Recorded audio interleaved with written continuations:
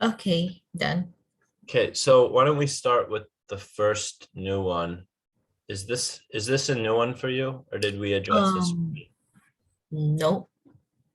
So That's new far, for you, we did the one. Last time we did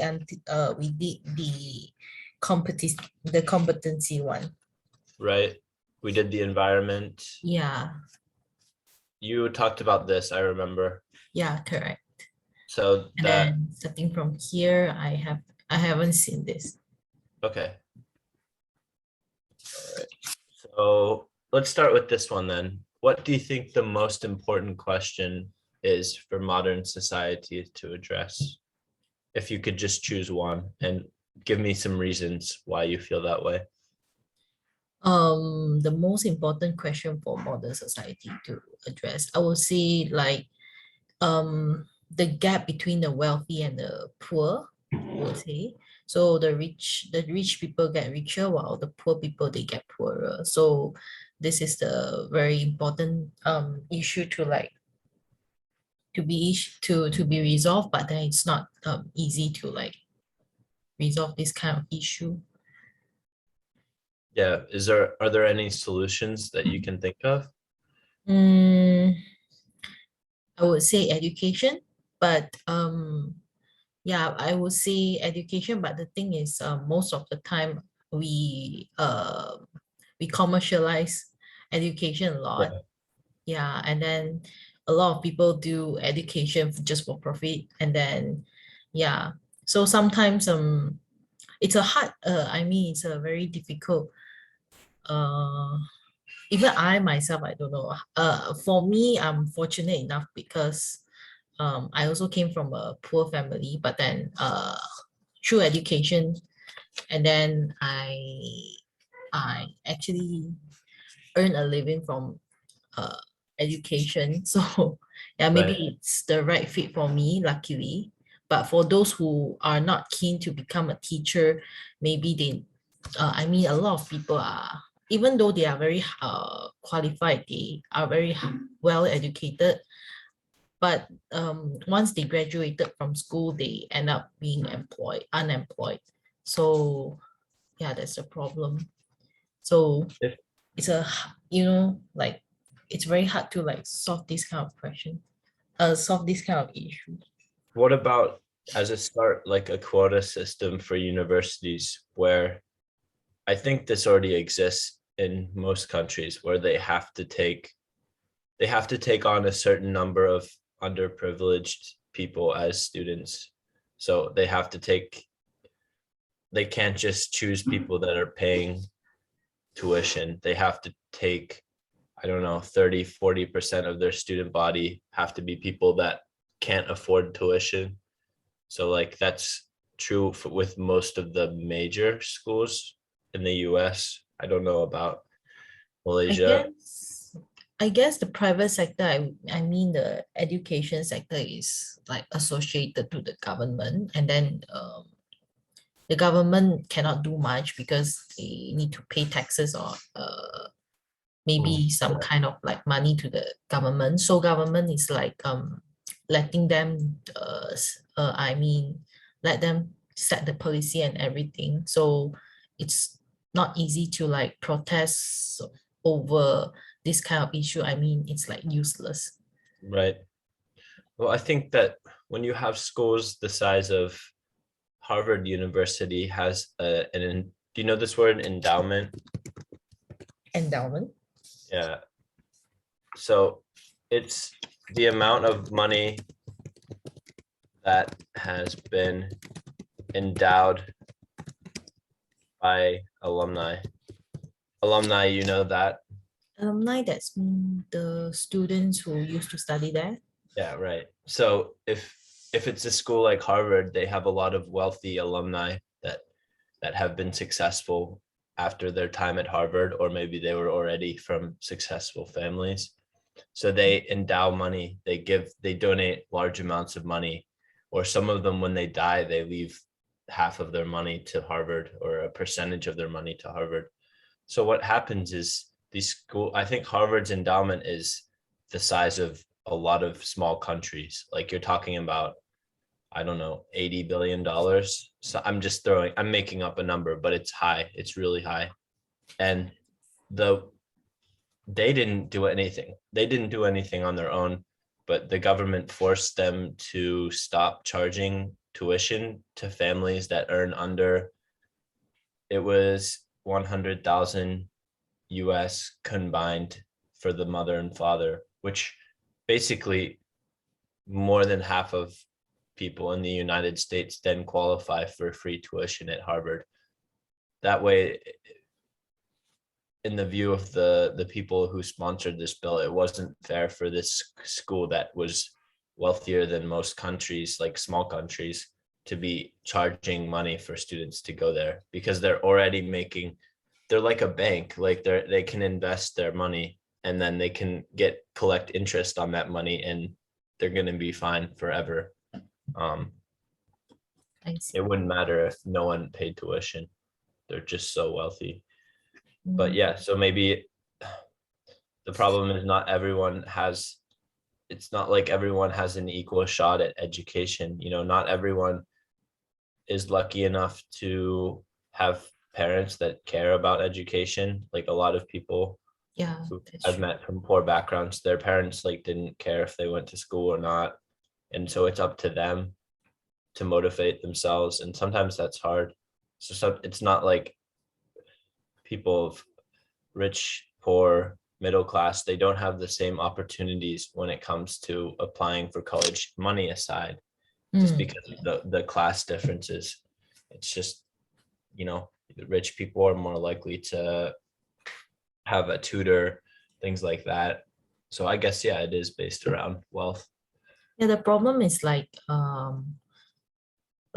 if you are born in a poor family, you don't get good access of like, education, and then the cycle um keeps going on.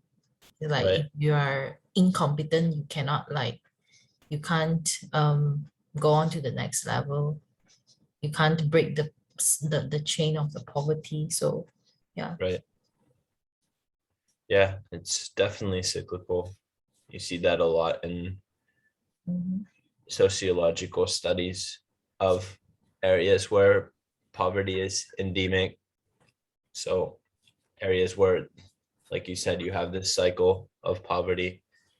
Mhm. And yeah, it's kind of depressing. So let's go to the next question. Okay, so next, in Indonesia, the divorce or divorce? Divorce, right? Divorce. Okay, the divorce rate is 12.6%. In the USA. 44.62% of couples get divorced. Wow, that's a lot. So Russia's divorce rate is the highest in the world, 73.56%. Why do you think so many more couples stay together in Indonesia? What do you think are the factors that could account for the Russian statistics? Right. So I have the USA as sort of a middle between this extremely high rate in Russia and relatively speaking, the Indonesian one is one of the lowest in the world. I think the lowest in the world is Vietnam. Oh, Vietnam, I see. I guess they are more conservative because Indonesia is a conservative country, Right. and maybe I'm not sure about their religion. Maybe because of their religious belief, so they are not allowed um to file a divorce or anything. It was just that, not to interrupt, but it was hard to find this statistic because in all of the studies that I found, they didn't actually list the raw numbers like they did for the other countries. So I had to estimate it using the number of, I think this is only factoring in Muslim divorces. So it might be a little low for that reason. I had to divide the number per, like I used the data from 2017 and then I took the total number of marriages that were reported and then I divided out the number of divorces. So someone in Indonesia doesn't really want to report the divorce rate anyway. But let's say this is accurate. I think it's pretty close because it's a pretty high percentage of Muslims, right? Yeah, that's right. Okay. So anyway, you were saying Yeah, that um, religious differences religion. might make a. So what are the religious differences between Indonesia? Would you say a country like the USA is maybe in the middle between, it's not super religious, but it may be less religious than Indonesia. And then you have Russia, where actually Russia is extremely Christian. USA, Actually, what? Russia is extremely Christian. They're they Christian. have a high percent, yeah, they have a high percentage of people that are Eastern Orthodox, which is like the Eastern Catholic Church. Oh, okay. You mean the Russians? Yeah, they have their own church, Russian Orthodox.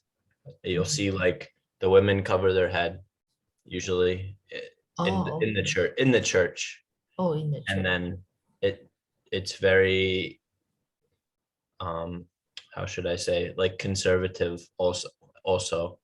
So that's why it surprised me looking at these figures, because you would think, okay, Indonesian has a very conservative culture. Mm-hmm. Vietnam, the lowest country on the list, has a very conservative culture. Kind of. I don't know. Have you been to Vietnam? No. Okay. I don't know if I would describe it as conservative. Compared to the US, yes, but it's very Buddhist. I don't know how conservative, people don't really dress any different, certainly no differently than Thailand. And then in Russia,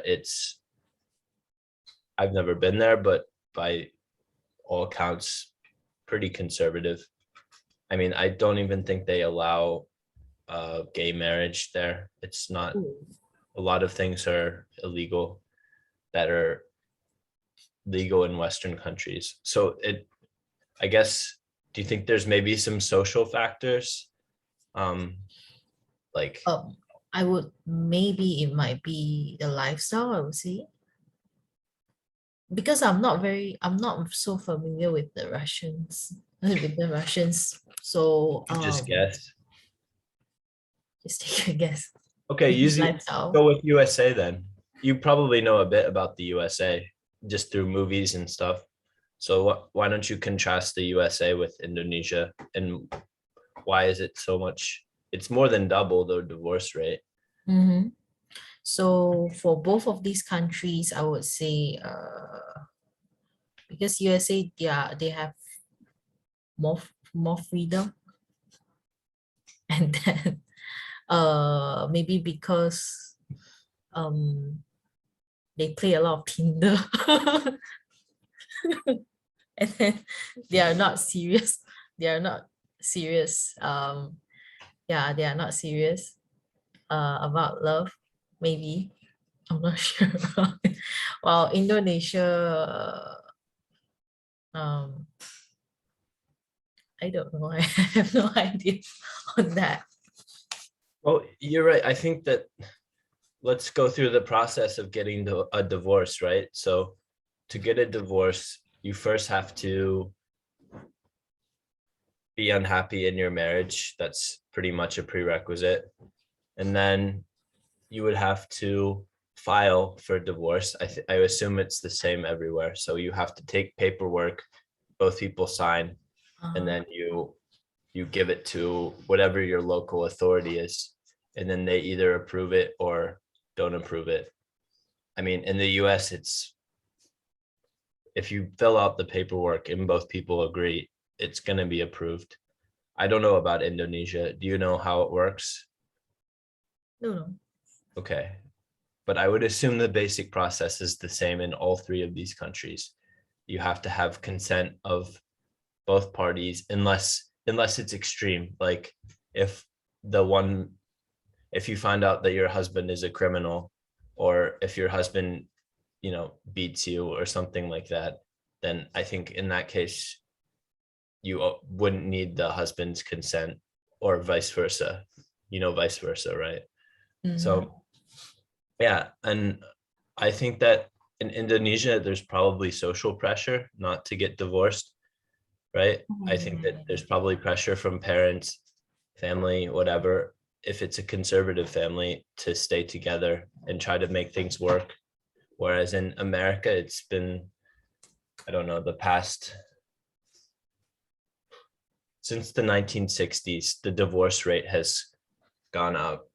And the 1960s, was like the era of like hippies and free love and the idea of and women's liberation too. So the idea that everyone, including women, have the freedom to sort of determine their own. Have you heard of self-determinism? Self-determinism? No.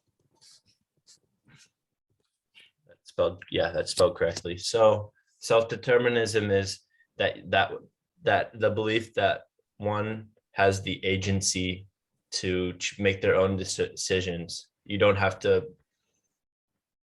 not following the expectations of society Mm. or doing things on your own. You mean in the 1960s?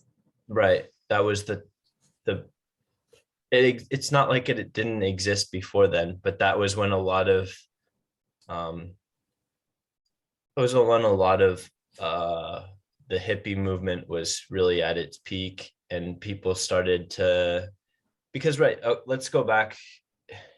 I'm going to use American history because that's what I know, that's what I've Mhm. studied. So in the 1950s, you have a very much a focus on a conservative, a nuclear family. Nuclear, not like they had a bomb. They did have bombs, but they had a nuclear family is a mother, a father, and children all living together in a housing unit. And Mhm.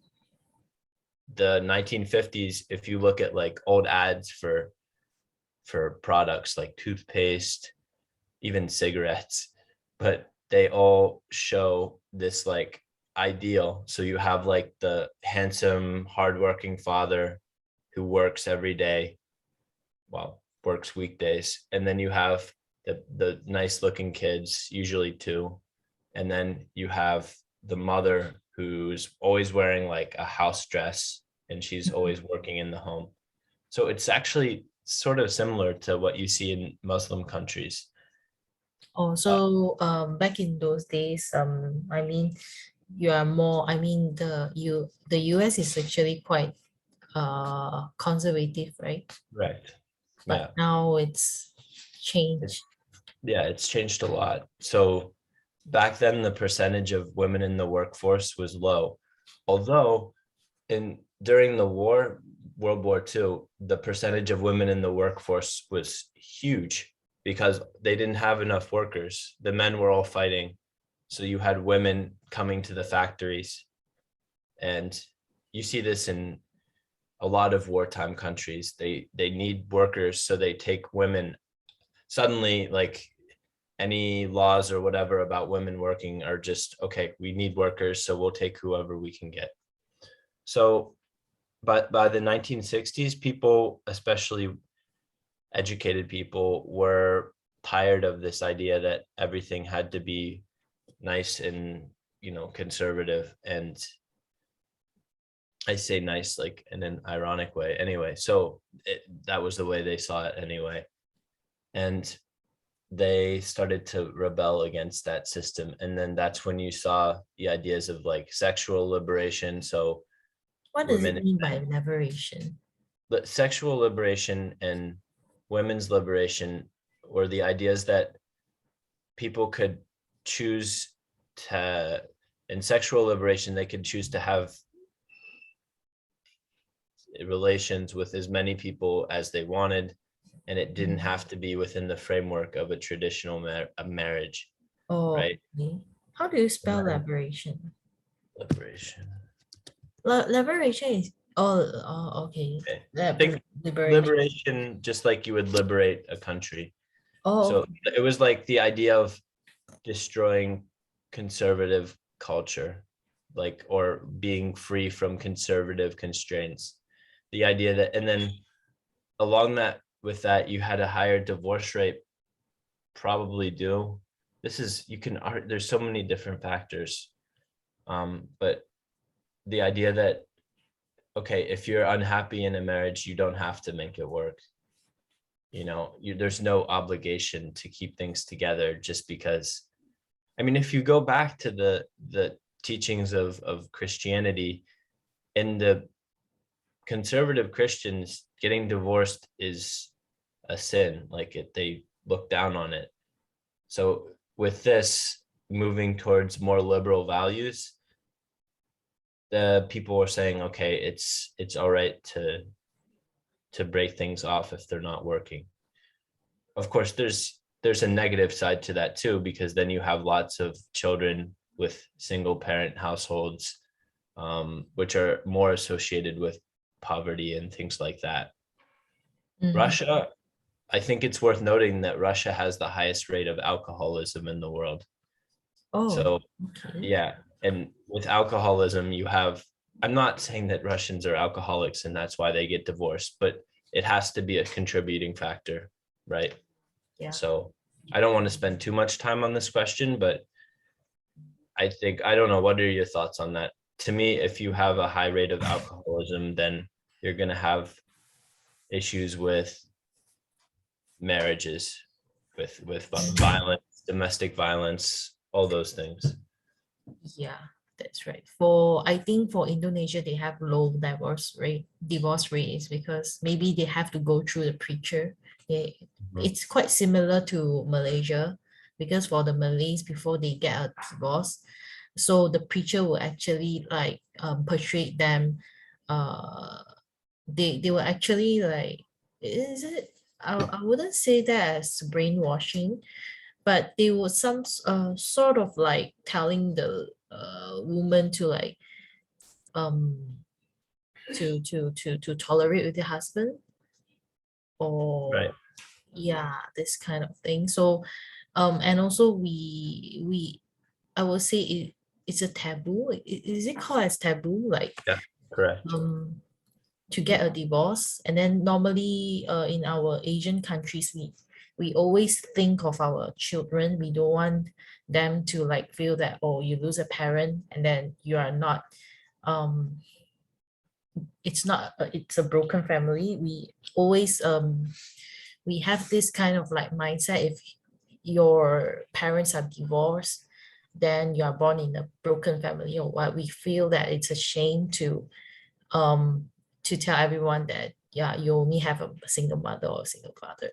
So yeah, that's a problem that is still a taboo in our Asian countries, I would say.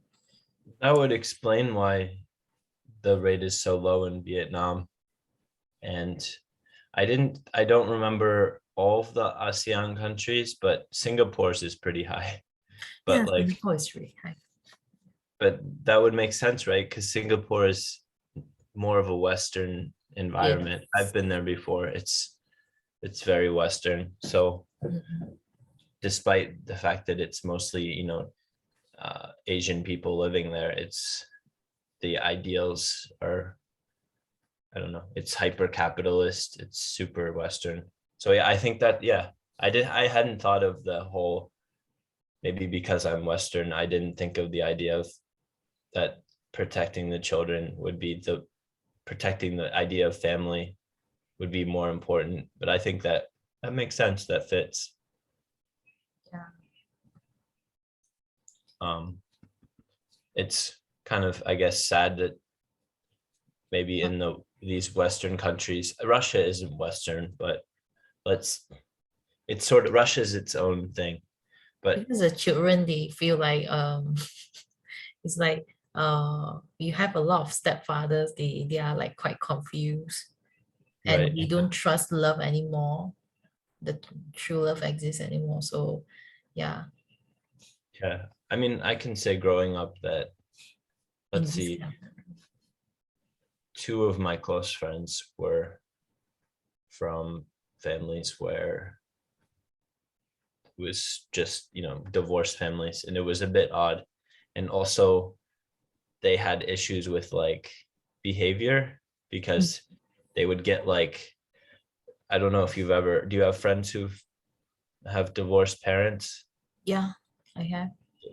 I don't know if you've noticed that for me, my friends who are divorced, they're my brother and his wife or his ex-wife are like this too. They, the- They my have cousin trust does issue, I pretty would well. say. They have trust issue. Most of Yeah, them. and Yeah. also they tend to be spoiled. That was my impression anyway, because you have of the fathers trying to, it becomes like a little war or something, like on a weird level where Or they're competing for affection of the child, and that turns into like, here, I'll take you out for ice cream, I'll buy you whatever you want, and then when you go to your mom, let's see what she does. And then the mom will say, oh, your dad took you out for ice cream, well, I'll take you out for a really nice dinner and I'll buy oh you whatever toy you want. And the kids get good at playing off that, like, oh, daddy bought me this. So I remember my friend that had a, a stepfather. He had every new toy. Like when we were growing up, he had like a PlayStation, an Xbox, all um these expensive toys. And I don't know if that's really a great way for kids to grow up. Just they learn very quickly how to take advantage of the situation. mhm. So this is one I really want to hear your point of view on. So do you want to read the question? Sure. Most elite, is it elite or elite? Elite. Elite. Okay, most elite American colleges or universities recruit student athletes and use different criteria to admit them, often with lower grades and standardized test scores than the other students. Do you think this is a fair practice? I think it's a fair practice because they are often like busy with their trainings and all. So yeah, and also one more thing, um, wait, okay, use different criteria to admit them. Mhm. Do you want that clarified? Hmm, but why are they like trying to admit the athlete students? I mean, they are not, I mean, maybe they are Different not prone schools. to like get education. They are just Well, interested to compete. You don't need brains to like compete in the, correct. It's a different skill set, right? It's yeah, not the same skill set as they're the not one. going into like academia and or some sort of. I think you have to sort of have an idea of how competitive college um, sports are in the USA. So it's huge. It's like a multi-billion-dollar industry. Um, Lots of people watch college sports. The people Oh, that graduate from that university are very invested in.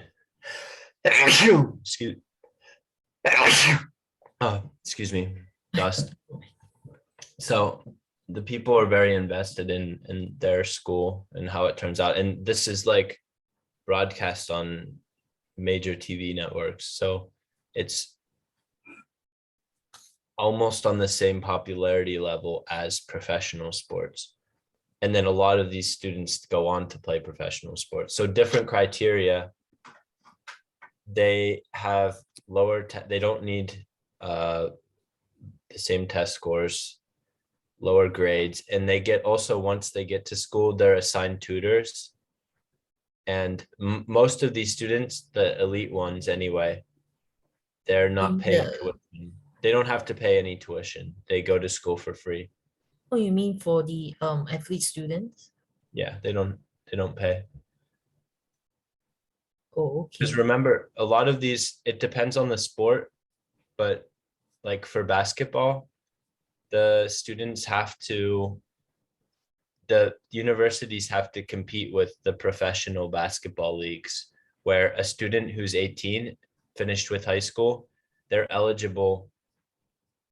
Sorry, actually, they have to go to college for at least 2 years before they're eligible for professional sports. But there's other sports where they can, as soon as they're 18, they can go pro. And then they can make, if they're good enough, they can make a lot of money. And a lot of these students are coming from poor backgrounds where they have to think, okay, if I go play college sports, I might be injured, and an injury would prevent me from earning money for my family, because they don't get paid when they're in college. They get free tuition, they get a free education, they get people to help them, huge support systems, and they get immense popularity. They're going to be one of the most popular people at their school, which is sort of its own reward. But they're not allowed to receive pay. And if they are being, there have, of course, been corruption scandals where schools are giving Mercedes Benzes to these students or other like bonuses, but that's not super common. So they have to make a choice, the students. But do you think that's fair? I mean, is that getting away from what the universities are? Universities exist for what purpose, in your opinion? I would say to train. I'm actually a dropout, so I'm not sure. For me, I would say, I also don't know what's the purpose of going to universities actually. I think, Um, well, I to think get we are to get a all, piece of paper to put on your wall, right? because maybe Western universities are quite different from the Asian ones. And then for us, I would say most, I mean, the universities are like, the number of universities are like mushrooming. It's like um we don't find any value anymore to like study in universities. For me, maybe I mean, for those who are mature enough, they have their own thinking, they should go to universities to like to sharpen their skills, to increase their knowledge or sharpen their skills, or to like get social, to expand their social network. If they want, they can go to universities. But most because for students who are still like 17 to 18, they are still, they don't get what's the point of like going to school, and they don't know what are they going to do. So yeah, you mean, for you're asking me the purpose of going to uni, is it? Sort of, yeah. Just to just to help answer this question, whether you said it was fair for these students, the student athletes, so people who are going their ticket to going to university, and either for free or at a significant discount, I is that, never knew about this. I never knew about this, that they yeah, actually like recruit the student athletes right. So you have three, you know what a scholarship is, right? scholarship. Yeah. So you have different types of scholarships that you can divide into three main categories. So you have a merit scholarship. This can be for good grades, etc. You have a need merit scholarship, Okay. which is good grades, but also they're poor and good grades Oh, okay. and like can't afford they wouldn't be able to afford the school otherwise. And then you have athletic scholarships, which is what we were talking about, which is for student athletes, for people who are good at a sport. And I don't know, it's sort of a American thing. It doesn't really happen in other countries. Yeah, it's quite uncommon here. For Mhm. me, I only knew about like scholarship for the good students who score well in their exam, and also another scholarship because they have financial issue. Yeah, I only know this. Yeah, they provide like bursary for those who have financial Very problems. common. Yeah, the athletic scholarships, it's to the point where some parents hold their, imagine like holding your student back in high school, or usually it happens before that. It usually happens early. So they'll hold their son or daughter back for 1 year, like keep them a grade behind. That way they can get bigger and more likely they'll be older and bigger than their other classmates. And then they'll be more likely to be dominant at sports. The parents think by doing that, that when their kid is old enough to apply to college, they'll have they'll be better at sports than their classmates, or have a better chance anyway. And then it's all very calculated. So I think your point was that these students probably don't have the same advantages that maybe some of the students with higher grades, etc., but they're still providing something. They still have invested their time into a skill. So maybe it's only fair that they get a little bit lower. They have a lower barrier of entry. So yeah, I think that's good. Anything you want to add to that? So far, no. Okay. So let's go on to another social question. So let's talk about Japan. Do you want to read the question? Japan is the world's least religious society. Most of its population identify as atheists or agnostics. Atheists.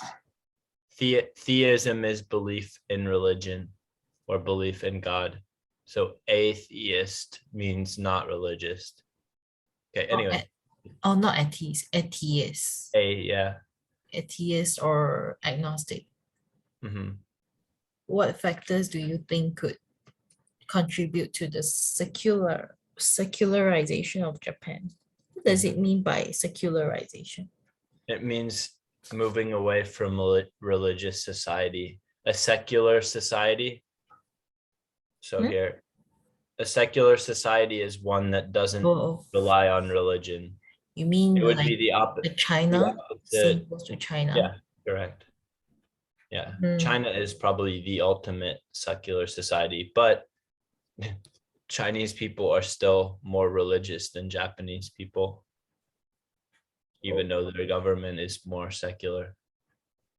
I mean, it's communism, so that's the ultimate secular movement. It means communism. Although I don't know if you can argue that is China true communism? Probably not. It's more like a mix of communism and capitalism, because they have huge corporations and billionaires, but that's a separate subject. But yeah, so what leads to secularization? Like, why is Japan, why isn't it religious? It's high. It's like 96%, something like that, of Japanese people don't believe in any kind of religion. They'll go to the temple to like follow traditions. They have a history of Buddhism there and a small amount of Christianity, but that's it. We'll see. Maybe they are let me think about it. Maybe Japan is too developed. Yeah, it's very developed. And then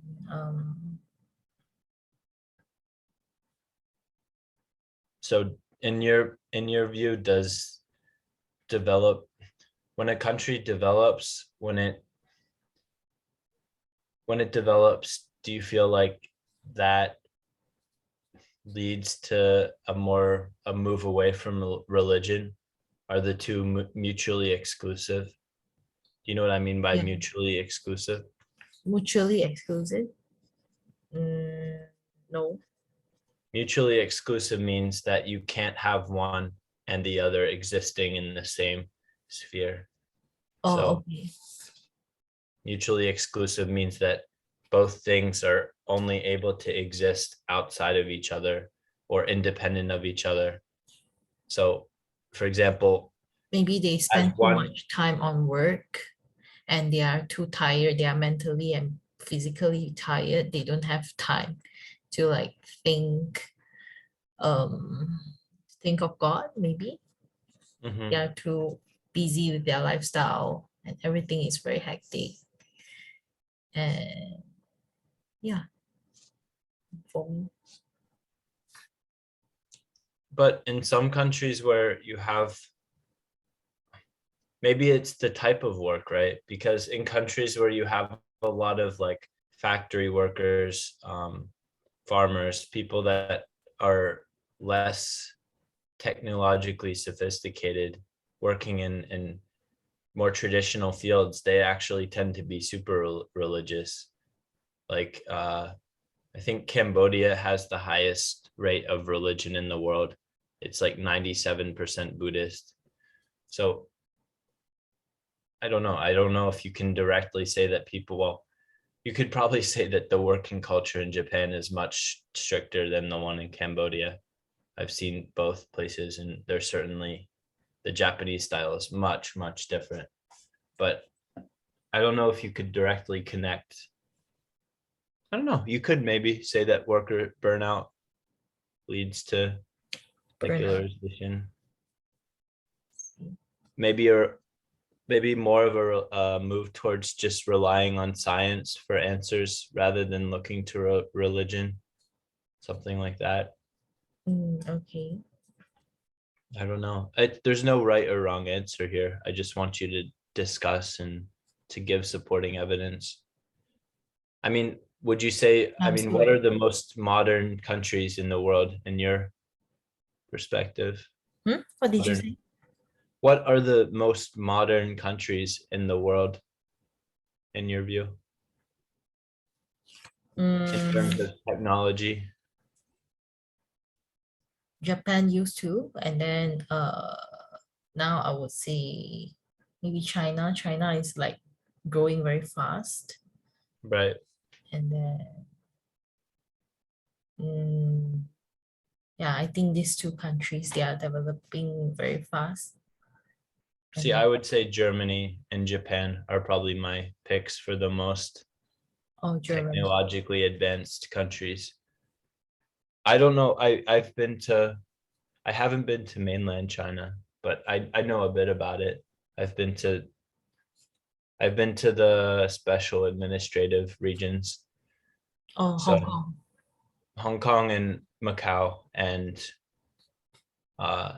but because I need a visa to travel to mainland China, Americans need a visa for that because Mm, of the issues between America and China. I haven't actually done much exploring in China, but plus it's impossible right now.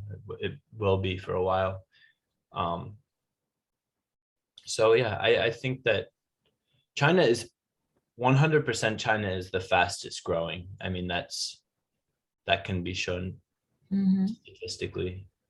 Um, yeah, so I mean, maybe as countries move towards S- um, Secularization.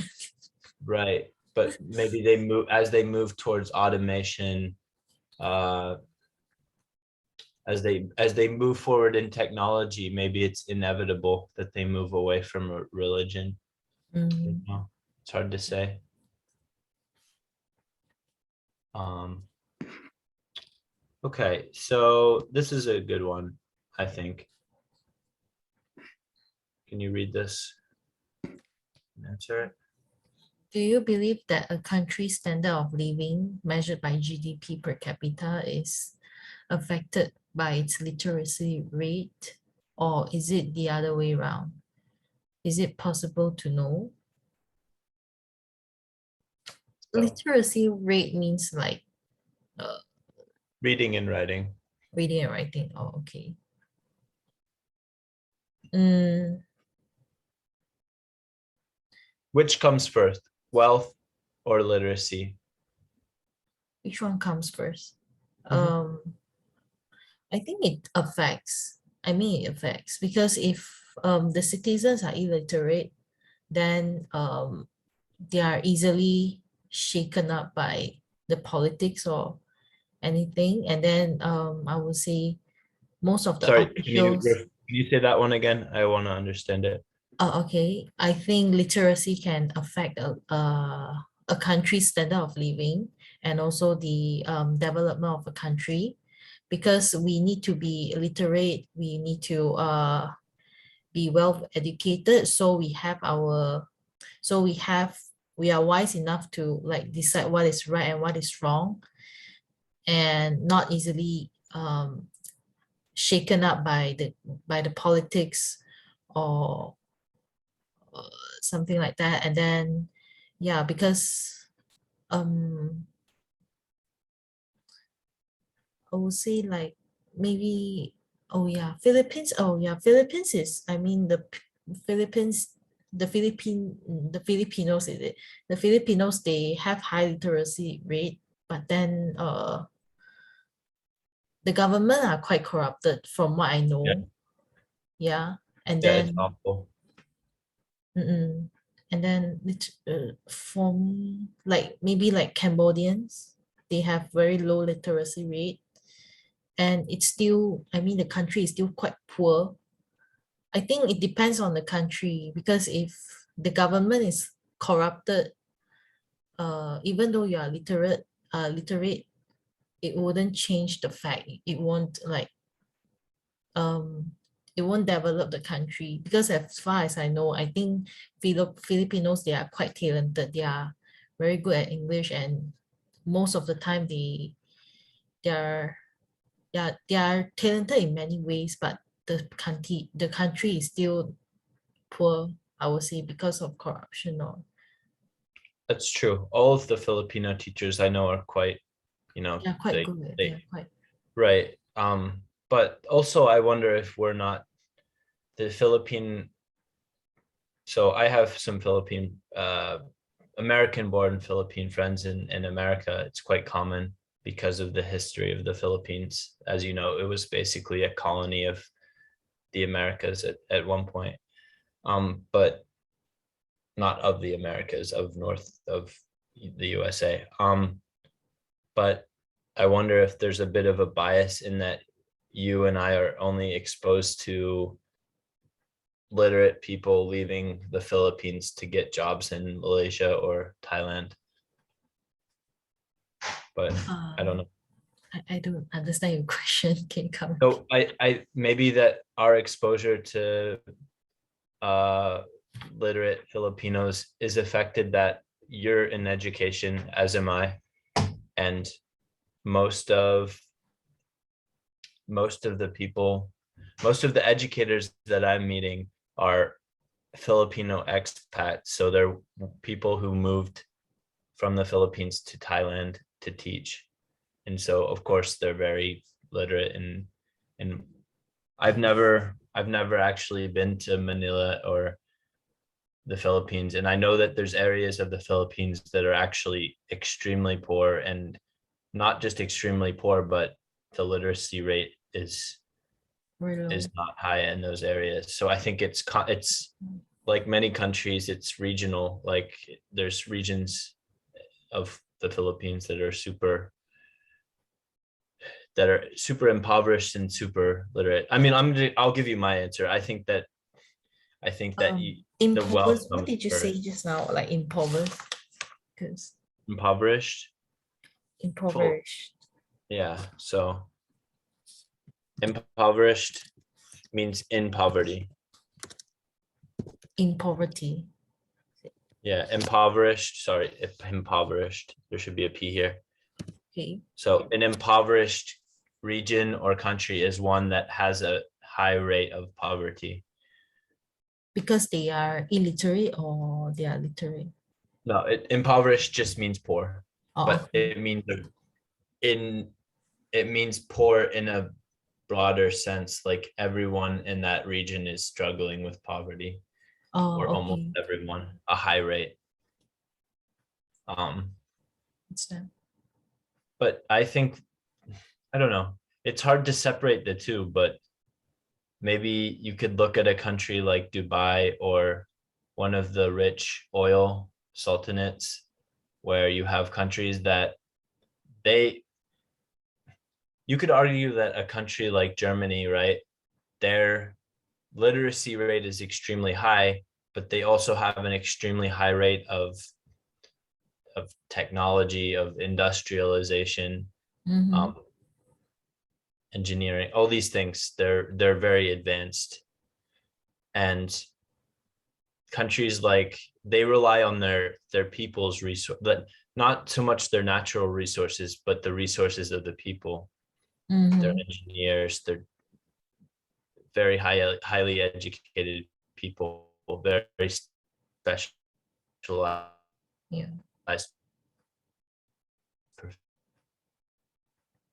Okay. And It gets a little if bit you look at a laggy here. country like, yeah, sure. And if you look at a country like Dubai, their wealth comes from what? Where does the Mm, wealth in Dubai come from? investments, I was Oil. It's all oil. oil.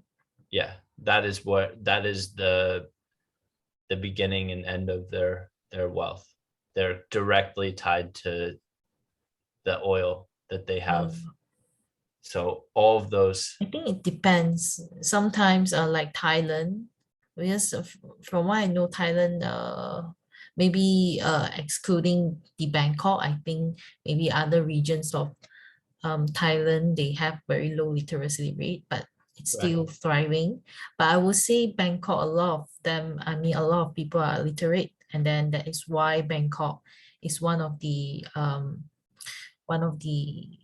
most popular tourism place. yeah, And then yeah, I think literacy rate attracts a lot of I mean, if the people they are literate and they can communicate well, it attracts the foreign investors to like invest in that certain country, like Singapore. If you compare Singapore and Malaysia, I would say Singapore are more literate, so that is why they are actually thriving faster and developing faster compared to Malaysia, because we used to um I mean, before the independence, yeah, before the independence, we actually have the same currency rate.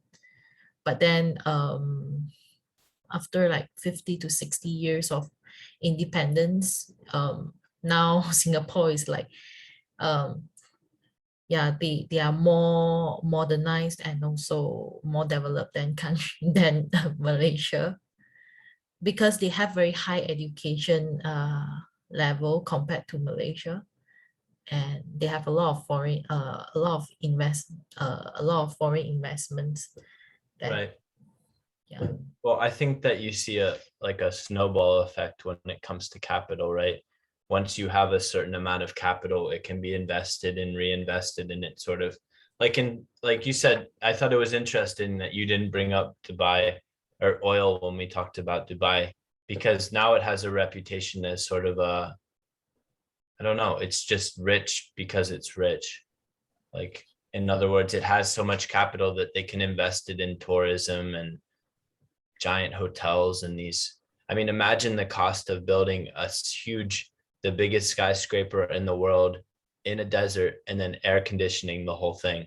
I mean, it's absurdly expensive. And Mhm. some of these things I think exist just because they can. But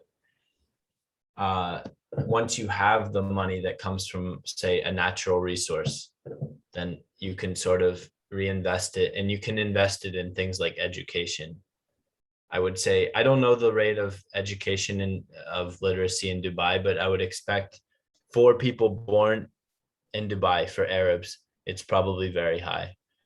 For the workers that they bring in to to work in construction or to drive taxi cabs, it's probably on average on about the same as other countries. But I don't know. For me, I think that you have to see, I don't know, it's hard to separate the two, but probably it's easier to have wealth first and then have education follow. But Yeah, the two probably can't exist without each other. So it's hard to say. you need money Um, first, then you can get education. That's right. the reality.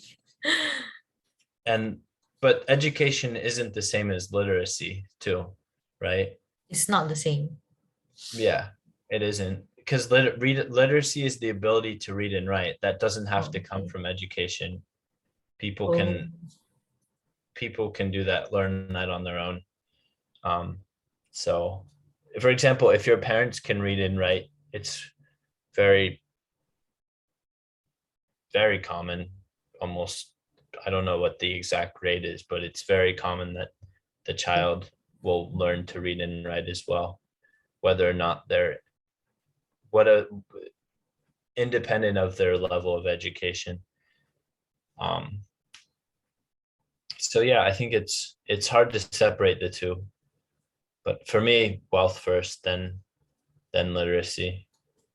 But you to sustain the wealth, you need people that are literate. But this isn't a debate. It's just answering questions and giving, you know, we're not here to argue, just to answer questions and give supporting evidence, which I think you did a good job there, and bringing up these other countries and using your own country as an example and comparing comparing it with Singapore. Remember also that Singapore is a important port. It always has been. The reason that the British were so protective of Singapore is because it was sort of the key. It was the key to Malaysia, to trade with Malaysia, and it was a very important port for the British ships that were traveling to the rest of Southeast Asia. Singapore is where they could go. They could find safe, convenient ports to unload their ships and to resupply, right? I think I never read much, so my general knowledge is quite weak. So Yeah. I'm just It's a port city. I mean, that's what it was. That's what it was famous for. I don't know how much of that still is. I would imagine it's still important as a port. Just mm, Bangkok also was a traditionally a port city. Thailand doesn't have a crazy amount of, they don't have a lot of natural resources, oh, actually. So not compared to some other countries. There's some mining and things like that, but the main thing is the workforce, and mm, also the fact that Bangkok was a key port for a long time. And as you mentioned, the rural regions of Thailand, some of them do well, but they have an issue with brain drain. Are you familiar with brain drain? brain drain means like the smart people, the talents are moving away. Correct. They moved to Bangkok. They The move. rate of, for example, the rate of doctors in Bangkok to patients is like you have one doctor for about 127 people, maybe a bit higher than that. And then in the provinces, it's like one doctor for like, I don't know, 800, 900 people. Oh, So the doctors move to Bangkok because they can make more money. The lawyers move to Bangkok because they can make more money. Even the teachers, I've seen it in my profession. Teachers move to Bangkok because they can work in international schools and make 2 times what they do in the provinces. So in the provinces. provinces meaning the areas outside of Bangkok, Oh, okay.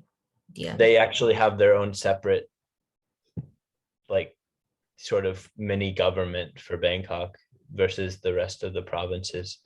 And a lot of Thai scholars have sort of pointed to that as a problem, that Bangkok is like a vampire that sucks all of the smart people and talented people out of the rest of the country. Um, it's been pointed at to a lesser extent, but you have countries where, like England, London is London is by far the largest city in England, like millions and millions of people, and there isn't another city that comes close. And you have some similar effects where you have a lot of highly skilled people moving to London from the rest of England. But in England, it's not quite so bad because you have other cities that compete, like Manchester, etc. Manchester's always been known for that, industrialized, for having a lot of engineering and things like that. But in Bangkok, the situation of Bangkok, do you know the population of Bangkok? No, I guess a lot. Yeah, it's high. It's like 12 to 15 million. I can't remember the exact number, but where it becomes strange is the second highest city in Thailand has like 300,000, and it's right next to Bangkok. So Oh, it's usually included in Bangkok. So if you go to the next most populated city that isn't directly connected to Bangkok, it's only 120 to 150,000 people live there versus 12. I think it's either 12 or 16 million, tens of millions of people.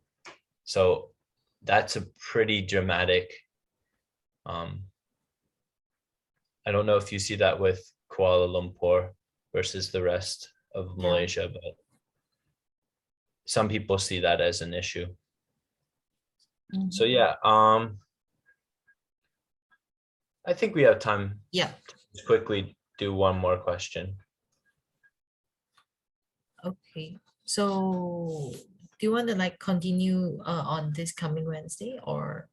Sure, yeah, let's go because it's 11:06 now, or for Yeah. you it's 12:06. Right. So Yes. next time I really want to hear your answer to your opinions on this question, and I think Okay, I'll it's do some research on that because I don't see the question.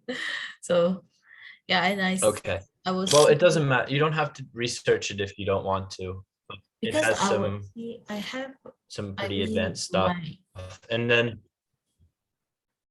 sorry. Okay, I'm a little bit laggy here. So sorry, I you're think breaking up.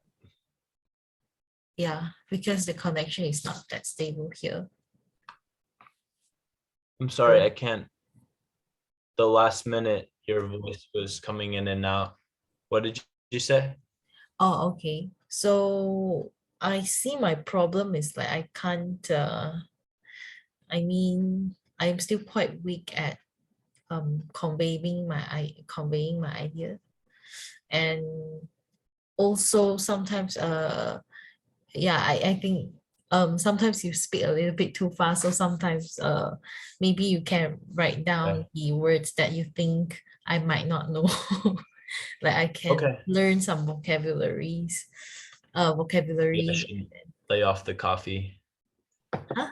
No, it makes me go super speed. But yeah, Oh, I'll try to be a little okay. bit slower and more deliberate. And if you please, if you want me to repeat something, just tell me. Okay. Okay, sure.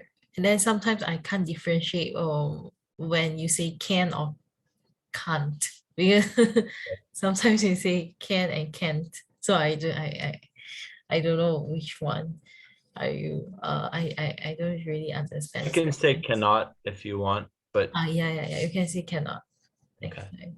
Yeah, and then yeah, I think I'm still quite weak at at this part, and then yeah, hope that I can work on it. And then the questions that you gave me is quite it's quite it's quite tough. They are quite Oh, tough for me. I felt like you were up to it, so Oh, I okay, felt like but I will work on that. Because my okay. background, a lot of them are related to economics and some you need common sense and logic and logic sometimes I can't answer because I'm too how do I say that I'm too enclosed with the traditional or formal education like I just follow the books or anything, so this kind of question is for me it's a little bit quite hard lah. So I will try my best to like work on it. Well, I want to challenge you, and also remember that my goal here isn't to get you to learn about economics. It's to sort of push you to explain and Use my own words. quantify. Right. To explain things in your own words and to back up what you say with your own experiences and your own observations, which is what I mean by supporting evidence. So things that you can, the whole idea behind persuasive speech is to use logic to back up what you're saying. And there's other things too that we can get into later, like emotional appeals. But all right, so that's it for today. And good job. I'll see you on Wednesday.